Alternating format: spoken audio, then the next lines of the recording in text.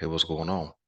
Welcome back to the GM and welcome to the first segment of Around the League. Let me first give you a quick introduction for those of you who are new about what Around the League is about. Okay, so Around the League is a segment we'll be doing 3 or 4 times a week, um, which allows us to get around the entire NFL. Okay, there are deals being made, moves being made. The draft is coming up, and so there's a whole NFL world outside of the Ravens that you know I think it's super important and kind of exciting to stay plugged into. And so when the Ravens news is low, uh, the Around the League segments can certainly give us something to talk about when nothing's going on in Ravens Nation. So that's what Around the League will be about. One thing you can expect is the same level of analysis, the same level of take that we give when we're talking about the Ravens, um, and you can expect the same quality. All right. You can also expect the same interaction. I was going to do a separate channel for Around the League, but I figure uh, instead of having you guys subscribe to something totally different, those of you who are subscribers to the GM, why not just do it here? And then that way, everybody can get everything in-house already. So first off, I appreciate you guys for checking us out. Do me a quick favor, hit like, subscribe, the notification bell to get content as we make new videos, and let's go.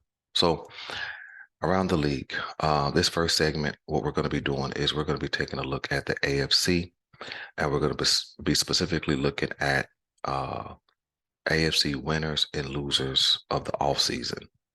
Today is April 1st, and so we know that we are in full-fledged draft season. All attention is going to move from free agency to the draft. And so as a Ravens fan, we need to look to something to give us a little more hope because we've been in some turmoil as of late. And so we're gonna take a look at who killed it in free agency, and we're gonna look at who didn't do so well in free agency. So give me a second, man. Let me get my screen, share it with you guys. You guys know I like to show you what I'm talking about, and we'll get this thing going. All right. So we're gonna look at 3 AFC winners and 3 AFC losers um, in free agency, and really what we're gonna base our top three winners and losers on is gonna be uh, completely on off-season moves. So who a team was able to retain, what player a team was able to bring in, any kind of trades that improve the roster, um, and then um, draft capital, things like that. That's going to play a part in the team's rise or fall in 2023. I based it on I based the winners on who has the greatest chance to improve their record from last year. Okay, so this is not an AFC ranking. This is an AFC winner and loser ranking based on team building, and if that team has a chance to increase their win percentage by 40% or more. So let's go. So the winners, number one, excuse me, actually first up, who is number 3, is the New York Jets. Now, I'll put the New York Jets on here at number 3. The New York Jets finished 7-10 in last year's regular season and missed the playoffs. Last year they were kind of up and down, and part of that was because of the quarterback play, uh, where they were going from Zach Wilson to Mike White, um, injuries and things like that. And so we definitely saw the New York Jets put on a good show last year. And I think if they had had improved quarterback play, they certainly would have got into the playoffs. And so, but they didn't, and it was what it was. So they finished 7-10. And so when we look at the additions for this offseason, we know that there's been a lot of speculation about Aaron Rodgers becoming a Jet. That's why I have a question mark there. It looks and sounds like it's almost a done deal. I think they're just trying to figure out, excuse me, they're trying to figure out draft compensation.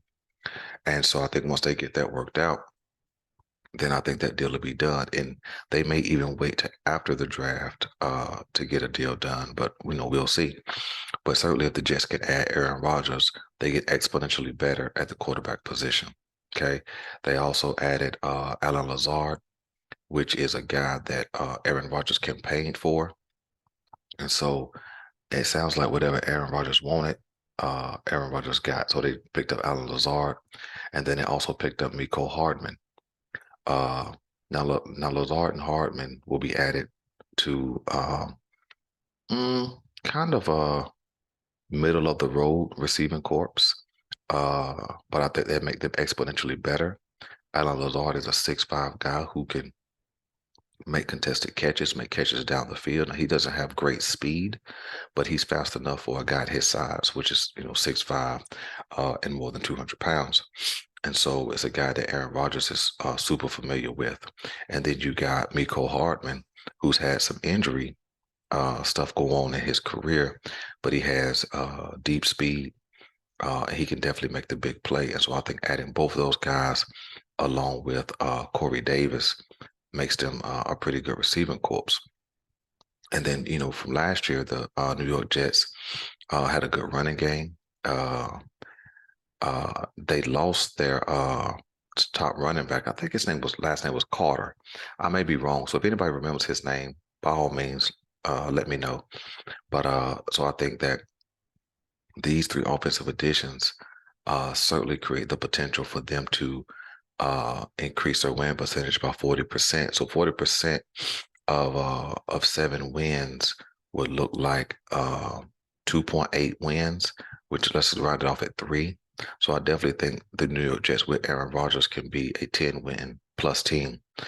And then when you look at their draft capital, that even increases the opportunity for the New York Jets to be better in 2023. The New York Jets have 8 picks.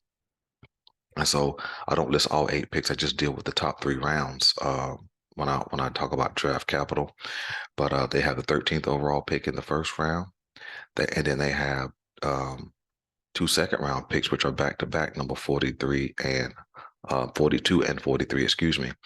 And so when you look at that, they'll be able to draft if these picks don't go to the Green Bay Packers for Aaron Rodgers, they'll have 3 of the top 45 picks in this draft. Which then that makes it smart if the Jets wait till after the draft to complete the deal, or whoever's holding this deal up, because if you can get your picks and then make a trade for Aaron Rodgers, then the draft compensation to Green Bay will be next year's draft. So, but I definitely think with everything on the table, even if it costs you those picks right there, the Jets would still have 5 additional picks, plus these offensive additions, which include a Hall of Fame quarterback and 2 solid wide receivers. I think the New York Jets certainly are a 10+ win team. Okay, let's go. So the team I put in the number 2 position for AFC winners of the offseason are the Miami Dolphins. Now, we remember Miami being really good offensively last year. With those 2 speedsters, Tyreek Hill and Jalen Waddle, that offense hummed really well last year. But Tua had some injuries and kind of derailed the Miami Dolphins season. They finished 9-8 last year. But let's take a look at their additions and see if they can do a 40% win percentage based on what the metrics is for this ranking. Excuse me. So when you look at the additions, first off, you have Jalen Ramsey, who they acquired in a trade, which they didn't give up much draft capital to get him. They picked up David Long Jr., who's a linebacker, to help solidify that linebacking corps. And then they also added Mike White. And Mike White is the guy who I spoke about from the New York Jets, the quarterback who jumped on the scene last year. Excuse me. And performed well. And probably the most important pickup on this list is going to be Mike White. There's nothing like having a backup quarterback who is proven to be able to spin the ball. And Mike White certainly did that. And so if Mike White was called into duty, he said he definitely would be a, an adequate or more than adequate backup for Tua Tagovailoa. Um, and so I think that that's an important pickup in this offseason. And then when you look at Jalen Ramsey, they're going to lose Byron Jones, but Jalen Ramsey is an upgrade for Jones. And so that makes that secondary, kind of dangerous, kind of scary, because you had Jalen Ramsey on one side and Xavier Howard on the other. And then David Long Jr. is a linebacker who was expected to get a big deal from teams, but his market never materialized, so he ended up signing with the Miami Dolphins. And so when you add those three pieces alone, you definitely expect the win percentage to jump exponentially. And so when you look at what the Miami Dolphins were able to do this offseason, so you got those additions, but they were able to retain both their running backs, Wilson and Mostert. Of course, they um, helped solidify that offensive line last year. They went and got Bradley Chubb last year, and so all those guys are coming back. So I could certainly see a 40% win increase would look like 3.6 wins. You can round up or down if you would like. That's 3 to 4 wins basically. So I could certainly see with these additions and being able to retain everybody they already had, I certainly could see the Miami Dolphins, if healthy, being a 12 to 13 win team in this 2023 season. And then when you look down at the draft capital, which gives them an opportunity to add young talent at a cheap price. They have a second round and a third round pick, and so the Miami Dolphins would be able to pick up probably a tight end to kind of replace the loss of Mike Gesicki, who they did not really use anyway, and then probably somebody in the safety room because I forgot to add him, but they did add Deshaun Elliott, who was a hard hitter, kind of intimidating at times. So I certainly think the Miami Dolphins fit right there in the number 2 spot, and they could certainly jump 3 to 4 wins and become a 12 to 13 win team in 2023. All right. And then the number 1 team, now don't laugh yourself out of your seat because I have the Houston Texans right here. Because remember, it's not a AFC ranking. It's who has the biggest chance to increase their win percentage based on what they've done in the offseason. All right. So Houston didn't do so well last year. They were 13-3, 3-13. And I think they had one tie, which I didn't add. But you can't get much worse than that, right? That's why they have the number 2 overall pick, which we'll talk about in a second.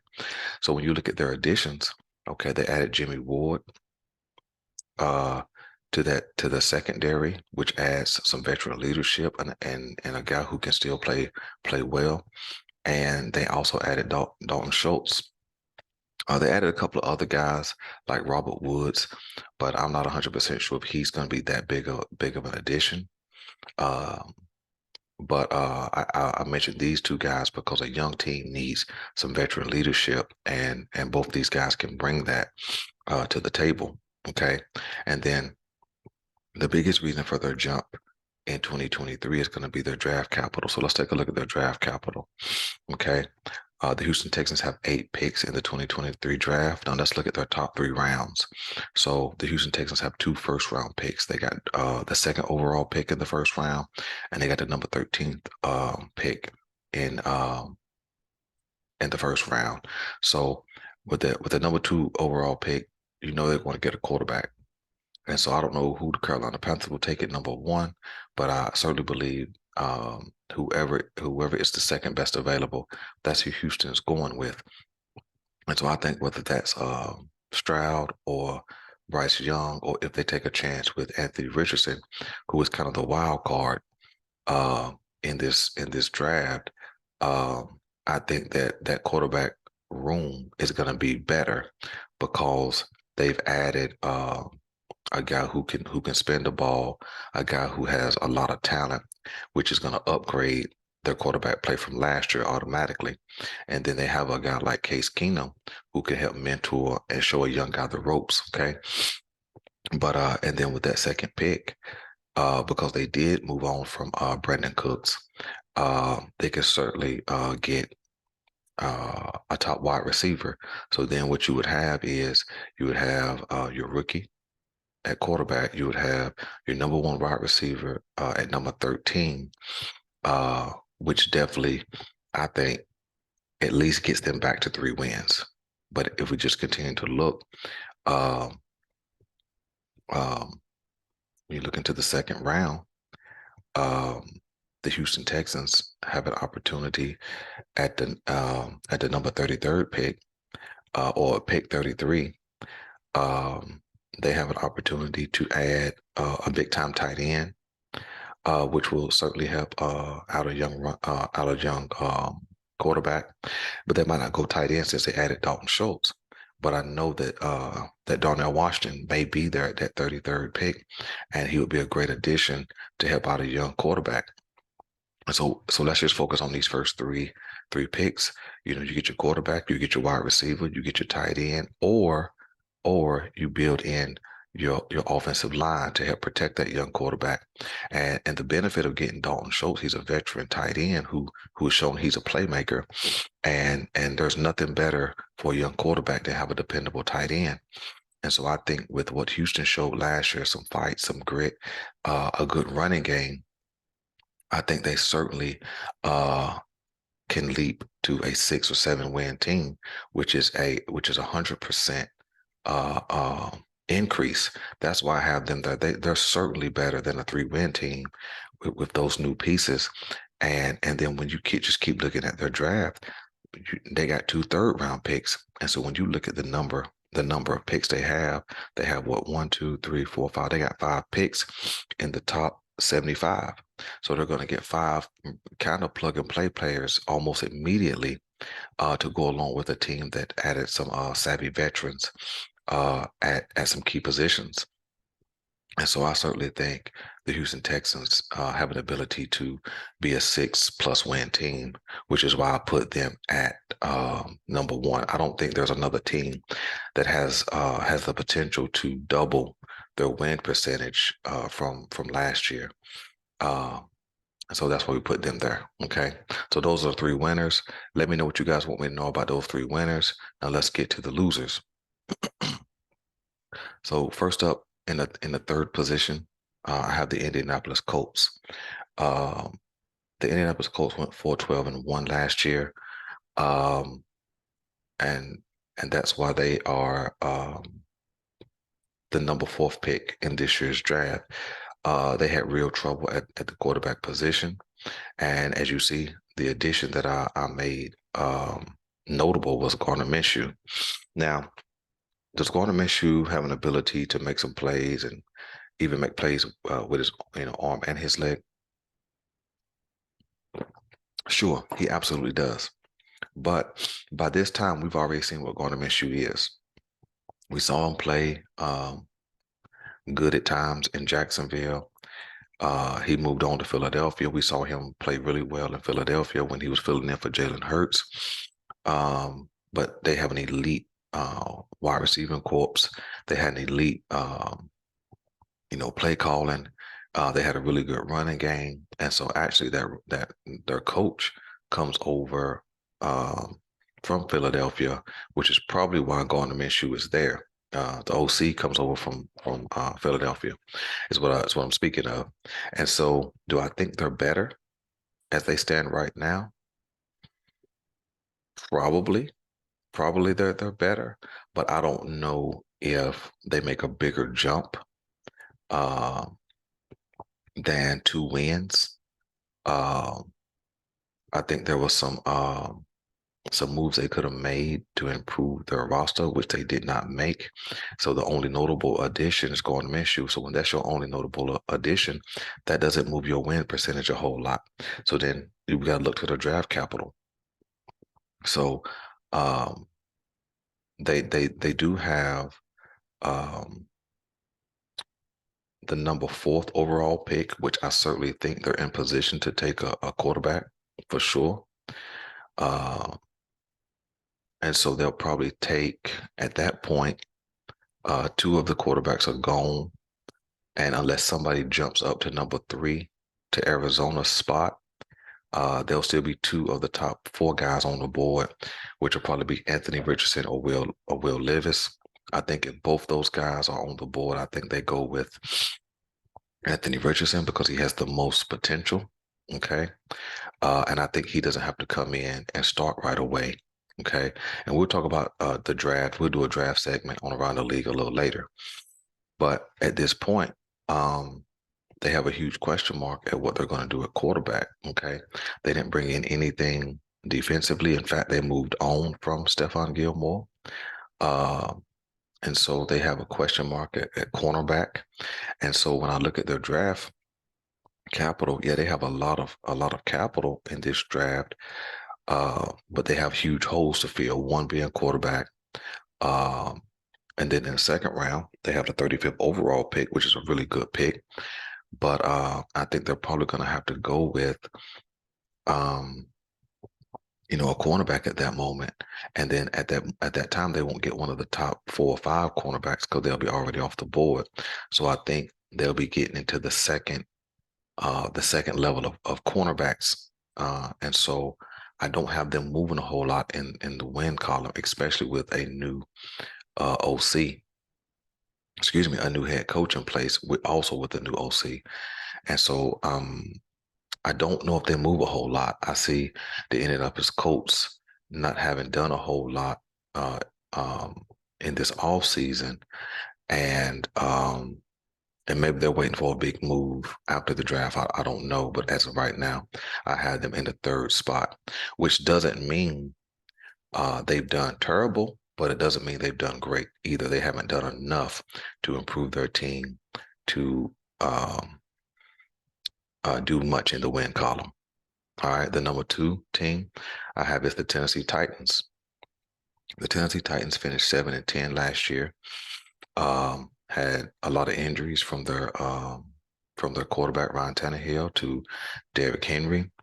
Had some stuff going on at the wide receiver position, and so they had a lot going on, which contributed to that 7-10 record. And so when you look at the big additions, the only big addition that's kind of notable is Andre Dillard, who is a tackle, and so that certainly helps solidify that offensive line. But what what I'm saying, like there's no moves that they made in free agency that would say, okay, yeah, they're moving up. In fact, uh, because of what they lost, they did lose Robert Woods. They did lose Bud Dupree. I think they just moved off of those guys, but those are still losses that they have not replaced. And so I don't see them moving from that 7 wins spot at this point. So then we got to take a look at the draft capital. So when you look at the draft capital, they do have the 11th pick. And I'm not sure what their needs are at this point in time. They definitely need a quarterback. I'm not sure if Malik Willis will even be ready this year. We've seen by now what Ryan Tannehill is and what he isn't. And so at number 11, excuse me, they have a lot of questions. And so I don't know what they would do there. They're kind of stuck in limbo.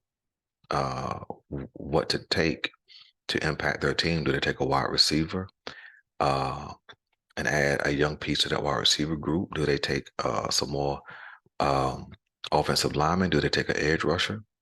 So I think they have more questions than they have answers and draft capital. So you look at the second round, they do have picks in the second round, number 41 in the second, and then number 77 in the third round.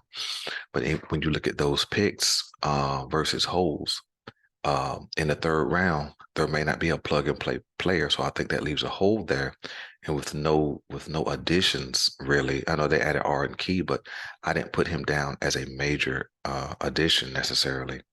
And so here we are, Tennessee, they're in the same position. You know what I'm saying? I think Tennessee is still just a 7-win team. No upgraded quarterback, no upgrade at this point at wide receiver. No upgraded edge rusher. I think Arden Key may just be a lateral move, which is why I didn't put him on this list. Andre Dillard, I'm not sure if he's really an upgrade as much as he is a guy who is a solid player. So no upgrades at positions of need, and not a ton of draft capital in those first 3 rounds. That's going to boost that win percentage. So I think they stay the same. If not lose a little more ground in the AFC. So I see Tennessee actually having the potential to fall to a 5 or 6 win team in 2023. And of course, I put a question mark there because I don't know what else they'll do. But at this point, they're the number 2 biggest loser in offseason. And the number 1 biggest loser in the offseason are the Baltimore Ravens.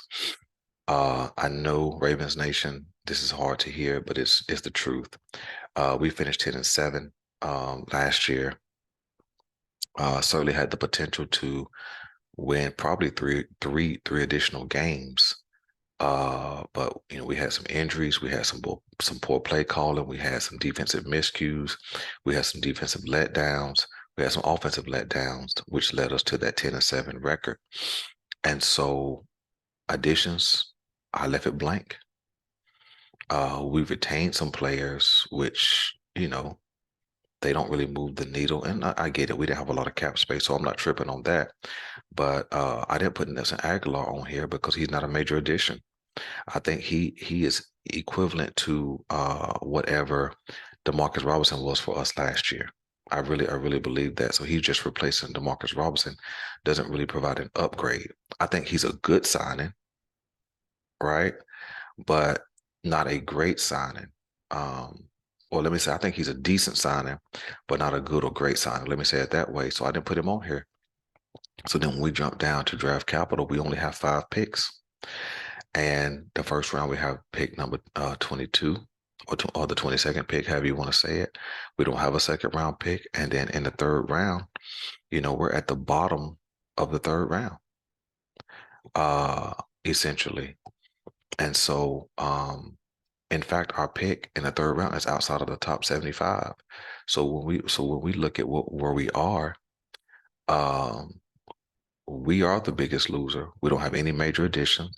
We don't have much draft capital. So I do foresee the Baltimore Ravens having to trade off some assets to pick up some more picks, or flipping that first pick, number 22, trading down to pick up some additional picks, because we're in a tough spot as it stands right now, with no quarterback signed, whether it's Huntley or Lamar, and not knowing what's going to happen with that. I have to judge us based on where we are on April 1st.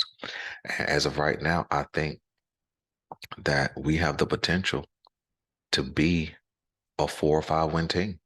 We have the potential to lose 5+ games more than we lost last year because of where we are. Now, of course, if LJ gets added, that win percentage, it probably goes up to about 11 or 12. And I say 11 or 12 because it's going to take Lamar Jackson in place just to win the 10 games we won last year, meaning he's still carrying the whole load.